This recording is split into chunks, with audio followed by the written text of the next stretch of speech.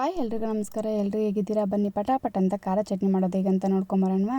1 tomato, 2 ಈರುಳ್ಳಿ, 3/4 table ಸ್ಪೂನಷ್ಟು ಉದ್ದಿನಬೇಳೆ, 1 ಟೇಬಲ್ ಸ್ಪೂನ್ ಕಡಲೆಬೇಳೆ, 1 ಟೇಬಲ್ ಸ್ಪೂನ್ ಕಡಲೆ ಬೀಜ ಮತ್ತು ಅರ್ಧ ಟೇಬಲ್ ಸ್ಪೂನ್ ಧನಿಯಾ, ಒಂದು 6 ಎಸಳು ಬೆಳ್ಳುಳ್ಳಿ ತೊಗೊಂಡಿದ್ದೀನಿ. ಮತ್ತ್ಯಾಕೆ ತಡ, ಬನ್ನಿ ಪಟಾಪಟ್ ಅಂತ ಹೇಗೆ ಮಾಡೋದಂತ ನೋಡ್ಕೊಂಬರೋಣವಾ. ಇಲ್ಲಿ ಒಂದು ಬಾಣಲಿ ಇಟ್ಕೊಂಡು ಉದ್ದಿನಬೇಳೆ, ಕಡಲೆಬೇಳೆ, ಕಡಲೆ ಬೀಜ ಮತ್ತು ಧನಿಯಾ ಹಾಕ್ಕೊಂಡು ಚೆನ್ನಾಗಿ ಫ್ರೈ ಮಾಡ್ಕೊತಾ ಇದ್ದೀನಿ. ಇದನ್ನು ಫ್ರೈ ಮಾಡಬೇಕಂತ ಅಂದರೆ ಸ್ವಲ್ಪ ಸ್ಲೋ ಸಿಮ್ಮಲ್ಲಿ ಇಟ್ಕೊಂಡು ಚೆನ್ನಾಗಿ ಫ್ರೈ ಮಾಡ್ಕೊಳ್ಳಿ.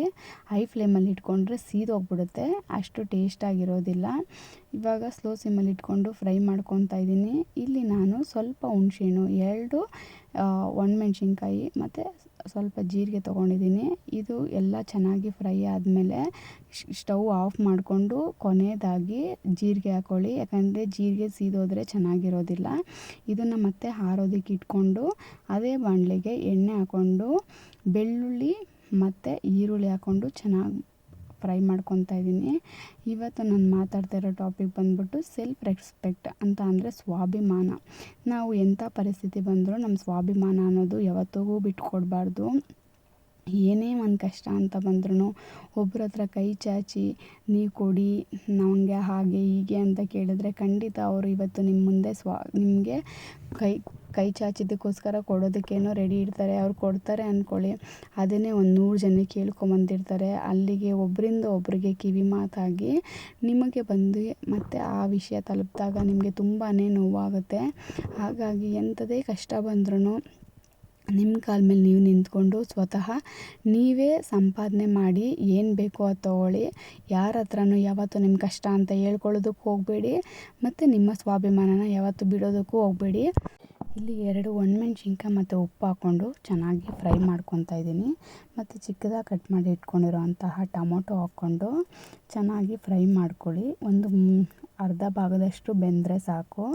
ಇದೆಲ್ಲ ಬೆಂದಾದಮೇಲೆ ಇದನ್ನು ಸ್ವಲ್ಪ ಫ್ಯಾನ್ ಗಾಳಿನಲ್ಲಿ ಆರೋದಕ್ಕೆ ಬಿಟ್ಕೊಳ್ಳಿ. ಇದು ಆರಿದ ನಂತರ ಸ್ವಲ್ಪ ಹುಣಸೆಹಣ್ಣು ಹಾಕ್ಕೊಂಡು ಇನ್ನೊಂದು ಸ್ವಲ್ಪ ಅದು ಫ್ರೈ ಮಾಡ್ಕೊಳ್ಳಿ. ಅಂದರೆ ಗ್ಯಾಸ್ ಆಫ್ ಆಗಿರಬೇಕು. ಆಫ್ ಆದಮೇಲೆ ಫ್ರೈ ಮಾಡ್ಕೊಳ್ಳಿ. ನಂತರ ಒಂದು ಮಿಕ್ಸಿ ಜಾರಿಗೆ ಇವಾಗ ಆರೋಕ್ಕೆ ಇಟ್ಟಿದ್ವಲ್ಲ ಎಲ್ಲ ಮಿಕ್ಸ್ನ ಹಾಕ್ಕೊಂಡು ಮತ್ತು ಟೊಮೊಟೊ ಅದೆಲ್ಲ ಹಾಕ್ಕೊಂಡು ಸ್ವಲ್ಪ ಅರಿಶಿಣ, ಒಂದು ಸ್ವಲ್ಪ ನೀರು ಹಾಕ್ಕೊಂಡು ಚೆನ್ನಾಗಿ ಫ್ರೈ ಮಾಡ್ಕೊಂಬನ್ನಿ.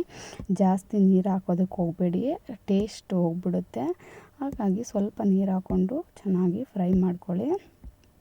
ಇದನ್ನು ದೋಸೆಗೆ, ಚಪಾತಿಗೆ, ಇಡ್ಲಿಗೆ ಮತ್ತು ಅನ್ನಕ್ಕೂ ಕೂಡ ತುಂಬಾ ರುಚಿಯಾಗಿರುತ್ತೆ. ಈ ರೆಸಿಪಿ ಒಮ್ಮೆ ಟ್ರೈ ಮಾಡಿ ನೋಡಿ, ಹೇಗಿತ್ತು ಅಂತ ಕಮೆಂಟ್ ಮಾಡಿ ಮತ್ತು ಲೈಕ್ ಮಾಡಿ, ಶೇರ್ ಮಾಡಿ.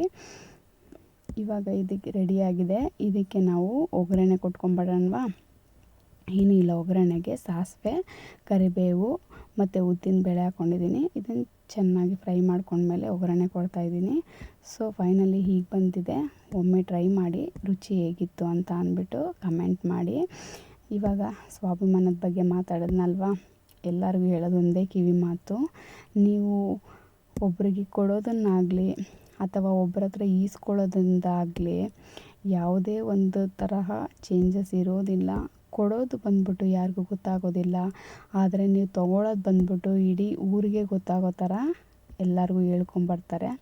ಹಾಗಾಗಿ ನಿಮ್ಮ ಸ್ವಾಭಿಮಾನವನ್ನು ಬಿಟ್ಕೊಡೋದೆ ಎಲ್ಲೂ.